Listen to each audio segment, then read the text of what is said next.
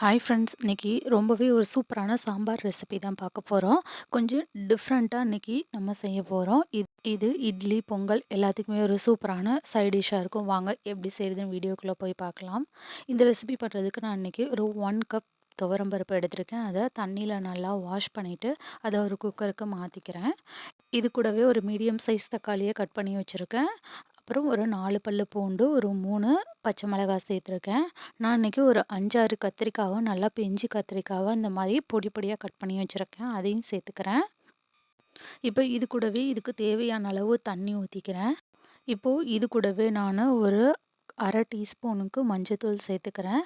இப்போ இத நம்ம ஸ்டவ்வுல வச்சு ஒரு 2லேருந்து ஒரு 3 விசில் விட்டு எடுத்துக்கலாம். பருப்பும் கத்திரிக்காவும் நல்லா குழைவா வெந்திருக்கணும். அதனால ஒரு 2லேருந்து ஒரு 3 விசில் விட்டு எடுத்துக்கோங்க. இப்போ இது வெந்துகிட்டு இருக்க டைம்ல இன்னொரு பேன்ல ஒரு 1 டேபிள் ஸ்பூனுக்கு எண்ணெய் ஊத்திருக்கேன்.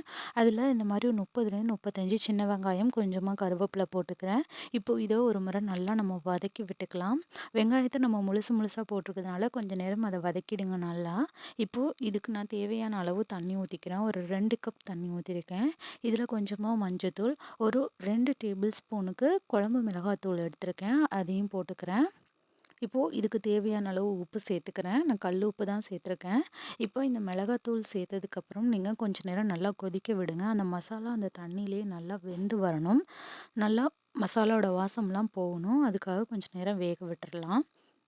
இப்போ ஆல்ரெடி நம்ம குக்கர்ல வச்சிருந்த அந்த கத்திரிக்காய் பருப்பெல்லாம் நல்லா வெந்துடுச்சு. இப்போ இத இந்த மாரி ஒரு மத்து வச்சு நல்லா மசிச்சு விட்டுக்கோங்க.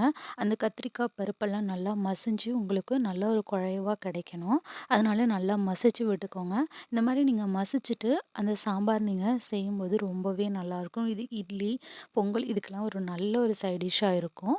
இந்த மாரி மத்து இல்லன்னா கரண்டி வச்சு கூட நல்லா மசிச்சு விட்டுக்கோங்க. இப்போ இத நான் நல்லாவே மசிச்சு விட்டுட்டேன். இத ஆல்ரெடி நம்ம அங்க கொதிக்க வச்சிருக்க அந்த குழம்போட நம்ம சேர்த்துக்கலாம். இப்போ இது எல்லாத்தையும் நான் இது கூட சேர்த்துக்கிறேன். ஆல்ரெடி குழம்பு நல்லாவே கொதிச்சிடுச்சு. அதனால நல்லா மசாலாலாம் வெந்திருக்கும். இது கூட நானு இந்த பருப்பையும் சேர்த்து தேவையான அளவு தண்ணி சேர்த்துக்கிறேன். இப்போ இது ஒரு முறை நல்லா மிக்ஸ் பண்ணி விட்டுட்டு, இத ஒரு 2 நிமிஷத்துக்கு நம்ம கொதிக்க விடலாம். இப்போ எனக்கு ஒரு 2 நிமிஷம் நல்லாவே கொதிச்சிடுச்சு. இந்த ஸ்டேஜ்ல நானு ஒரு 1 டீஸ்பூனுக்கு கரம் மசாலா சேர்த்துக்கிறேன். இதான் அந்த சீக்ரெட் மசாலா. இந்த மாரி நீங்க கரம் மசாலா சேர்த்துட்டு செஞ்சு பாருங்க. ரொம்பவே சூப்பரா இருக்கும் அந்த குழம்பு. இப்போ நீங்க கரம் மசாலா சேர்த்து ஒரு கொதி வந்தா போதும். இப்போ இது மேல நம்ம தாளிப்பு சேர்த்துடலாம். அதுக்கு ஒரு 2 டேபிள் ஸ்பூனுக்கு எண்ணெய் சேர்த்துருக்கேன். அதில தாளிக்கிறதுக்காக கொஞ்சமா கடுகு, கொஞ்சமா ஜீரகம் போட்டுக்கிறேன்.